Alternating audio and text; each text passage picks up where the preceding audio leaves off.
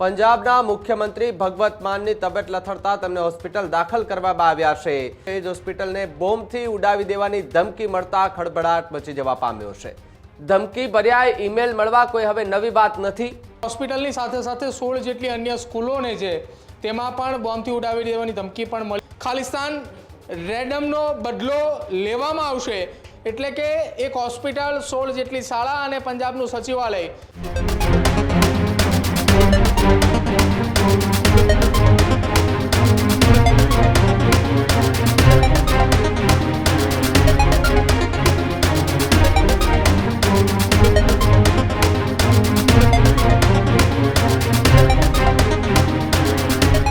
પંજાબના મુખ્યમંત્રી ભગવત માનની તબિયત લથડતા તેમને હોસ્પિટલ દાખલ કરવામાં આવ્યા છે।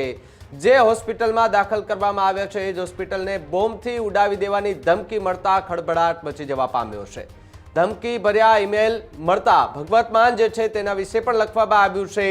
ભાઈ દિલાવરસિંહના વારસદારોએ પાલોનિયમથી સંક્રમિત કર્યા હોવાનો દાવો જે છે તે કરવામાં આવી રહ્યો છે। તો અલગ અલગ જે દાવાઓ જે છે તે કરવામાં આવી રહ્યા છે અને જે હોસ્પિટલ છે એ હોસ્પિટલની અંદર ભગવત માન કે જેમની સારવાર ચાલી રહી છે અને એ જ હોસ્પિટલને બોમ્બથી ઉડાવી દેવાની ધમકી જે છે તે મળી છે। ત્યારે ધમકી મળતા પંજાબ પોલીસ અને ઇન્ટેલિજન્સ એજન્સીઓ જે છે તે હાઈ એલર્ટ પર મૂકી દેવામાં આવી છે।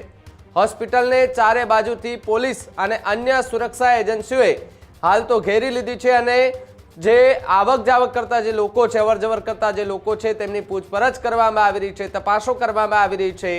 મોહાલીના એસપી દિલપ્રીતસિંહ એમણે નિવેદન આપ્યું છે। સીએમને બીજી હોસ્પિટલમાં ખસેડવાની કોઈ વાત ન હોવાની વાત એસપીએ કરી છે। ત્યારે ફોર્સ્ટ્રીટ હોસ્પિટલની સાથે જે મોહાલીની 16 શાળાઓ જે છે તેમને પણ ધમકી મળી હોવાની વાત અત્યારે સામે આવી રહી છે। જો કે ધમકી ભર્યા ઈમેલ મળવા કોઈ હવે નવી વાત નથી। ગુજરાતમાં પણ અનેક વખત સ્કૂલોને, હાઈકોર્ટને બોમ્બથી ઉડાવી દેવાની ધમકીઓ મળે છે। એ જ રીતે હવે પંજાબમાં પણ ભગવત માન જે હોસ્પિટલમાં દાખલ છે એ હોસ્પિટલને બોમ્બથી ઉડાવી દેવાની ધમકી મળી। એટલા માટે હાલ તો જે છે તે ચર્ચાનો એ વિષય બનતો જે છે તે જોવા મળી રહ્યો છે। ન માત્ર એ હોસ્પિટલ પરંતુ એની સાથે 16 જેટલી શાળાઓને બોમ્બથી ઉડાવી દેવાની ધમકી જે છે તે મળી હોવાની વાત પણ અત્યારે સામે આવી રહી છે। આ મેલ ક્યાંથી આવ્યો, કોણે કર્યો, કઈ રીતે કરવામાં આવ્યો તેને લઈને હાલ જે છે તે તપાસ કરવામાં આવી રહી છે। સાયબર ક્રાઇમ જે છે તે અલગ અલગ રીતે તપાસો કરી રહી છે કે મેલ મોકલનાર જે છે તે કોણ છે, શું કોઈ આસપાસમાંથી કોઈ લોકો હતા કે કેમ, અથવા તો ભગવત માન સાથે જોડાયેલા કોઈ લોકો છે કે કેમ, તેને લઈને પણ હાલ જે છે તે સવાલો ઊભા થઈ રહ્યા છે અને તપાસ ઇન્ટેલિજન્સ બ્યુરો જે છે તે કરી રહી છે। તો સાથે જ ત્યાંના જે મોહાલીના એસપી છે દિલપ્રીતસિંહ એમણે નિવેદન આપીને કહ્યું છે કે સીએમને બીજી કોઈ હોસ્પિટલમાં ખસેડવાની જે છે તે વાત આવતી જ નથી। અહીંયા તપાસ જે છે તે ચાલુ છે। હાલ તો કોઈ એવી શંકાસ્પદ વસ્તુ જે છે તે નથી મળી આવી તે પ્રકારની હાલ પૂરતી પંજાબથી જાણકારી મળી રહી છે। પ્રદીપ મારી સાથે ન્યૂઝરૂમથી જોડાયા છે। પ્રદીપ, જે રીતે ભગવત માન આમ આદમી પાર્ટીના દિગ્ગજ નેતા કે જેમની તબિયત લથડતા એમને હોસ્પિટલમાં દાખલ કરવામાં આવે અને એ જ હોસ્પિટલને મેલ મળે છે ભગવત માનના નામ સાથે બોમ્બની ધમકી મળે છે, શું વધુ વિગતો હાલ પ્રાપ્ત થઈ રહી છે? બિલકુલ ભાવિક, અત્યારે જે સમાચાર સામે આવી રહ્યા છે પંજાબના મુખ્યમંત્રી ભગવત માન કે જેમને ગત મોડી સાંજે એ પંજાબની હોસ્પિટલની અંદર એડમિટ કરવામાં આવ્યા છે। પંજાબની જે ફોર્ટિસ હોસ્પિટલમાં ભગવત માનને દાખલ કરવામાં આવ્યા છે એ જ હોસ્પિટલને આજે બપોરે બોમ્બથી ઉડાવી દેવાની ધમકી ભર્યો મેલ પણ મળે છે અને હોસ્પિટલની સાથે સાથે 16 જેટલી અન્ય સ્કૂલોને છે તેમાં પણ બોમ્બથી ઉડાવી દેવાની ધમકી પણ મળી હોવાની વાત અત્યારે હાલ સામે આવી રહી છે। આખી આ વાતની અંદર પંજાબના મુખ્યમંત્રી ભગવત માનને આખી ઘટનામાં ભાઈ દિલાવરસિંહના વારસદારોએ પોલેનિયમથી સંક્રમિત કર્યા હોવાની વાત પણ સામે આવી રહી છે। જે પોલેનિયમથી સંક્રમિત કરવાની વાત આવી છે દુર્લભ રેડિયો એક્ટિવ પદાર્થ છે અને એ પદાર્થથી તેમને સંક્રમિત કર્યા હોવાની વાત સામે આવી રહી છે, જેના કારણે તેમને પંજાબની જ ફોર્ટિસ હોસ્પિટલની અંદર દાખલ કરવામાં આવે છે અને હોસ્પિટલને બોમ્બથી ઉડાવી દેવાની ધમકી પણ આપવામાં આવી છે। જે ઈમેલ મળે છે એ ઈમેલની અંદર એક આખી વાત લખવામાં આવી છે અને ઈમેલની અંદર લખ્યું છે કે મોહાલીની સ્કૂલ અને ફોર્ટિસ હોસ્પિટલને બોમ્બથી ઉડાવી દઈશું, પંજાબ હવે ખાલિસ્તાન બનીને રહેશે, આ પ્રકારનો મેલમાં ઉલ્લેખ છે। મેલમાં લખ્યું છે કે સ્કૂલને સાથે ફોર્ટિસ હોસ્પિટલને ભગવત માન માટે ઉડાવવામાં આવશે। લોકો પોતાના બાળકોને બચાવે અને આજે મોહાલીની સ્કૂલોને બંધ રાખો આ પ્રકારની વાત કરવામાં આવી રહી છે. ભગવત માનની લાશ એ ફોર્ટિસમાંથી કાઢીશું આવો પણ ઉલ્લેખ એ મેલમાં કરેલો છે.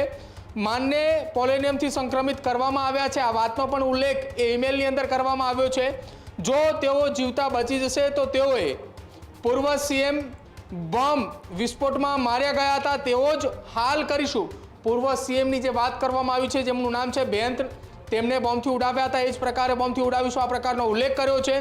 ખાલિસ્તાન રેડમનો બદલો લેવામાં આવશે, ખોટા પોલીસ એન્કાઉન્ટરનો બદલો એ ગેંગસ્ટર લેશે આ પ્રકારનો ઉલ્લેખ એ મેલમાં કર્યો છે.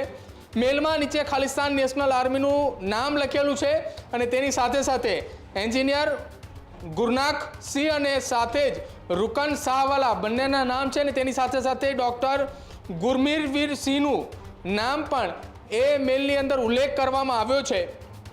આખી ઘટનાની અંદર ગત મોડી સાંજથી જ પંજાબના મુખ્યમંત્રી એ ફોર્ટિસ હોસ્પિટલની અંદર દાખલ છે. જો કે આ તમામની વચ્ચે તેમનું બ્લડ પ્રેશર વધવાના કારણે તેમને મોહાલી દાખલ કરવામાં આવ્યા હતા. 16 જેટલી શાળાઓને ધમકી મળી છે અને તત્કાલ એ શાળાઓની અંદર રજા જાહેર કરવામાં આવી છે અને જે શાળાઓમાં રજા જાહેર કરાઈ છે એ શાળાઓની અંદર CBSE બોર્ડની એક્ઝામો પણ હતી તે હાલ પોસ્ટપોન કરવામાં આવી છે. જ્યાં સુધી આવનારા સમય સુધી પંજાબની એ 16 શાળાની અંદર ક્લિયરન્સ ન આપવામાં આવે ત્યાં સુધી એ શાળા પોસ્ટપોન કરવામાં આવી છે. એટલે કેટલા વિદ્યાર્થીઓને બીજી વખત એક્ઝામ દેવા જવું પડે તે પ્રકારની વાત અત્યારે હાલ સામે આવી રહી છે. જોકે ચંદીગઢ સચિવાલય તેને પણ બોમ્બથી ઉડાવી દેવાની ધમકી જે છે તે મળી હોવાની વાત સામે આવી રહી છે. એટલે કે એક હોસ્પિટલ, 16 જેટલી શાળા અને પંજાબનું સચિવાલય આ કુલ 18 જેટલી જગ્યાઓને ઉડાવી દેવાની ધમકી મળી છે અને એ ધમકી મળતાની સાથે જ અત્યારે પંજાબની અંદર હાઈ એલર્ટ આપવામાં આવ્યું છે. જો કે મોટાભાગની પંજાબની સિક્યોરિટી જે છે તે પંજાબના મુખ્યમંત્રી ભગવત માન જે હોસ્પિટલની અંદર દાખલ છે ફોર્ટિસ હોસ્પિટલની આસપાસ એ લોખંડી બંદોબસ્ત ખડકી દેવામાં આવ્યો છે.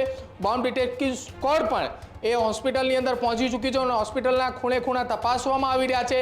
હોસ્પિટલની અંદર રહેલા તમામ દર્દીઓ, તમામ સ્ટાફ તેનું અત્યારે હાલ પંજાબ પોલીસ અને સાથે જ પંજાબની જે ટીમો જે છે તે હાલ એક બાદ એક તપાસ પણ કરી રહી છે. ભાવિક.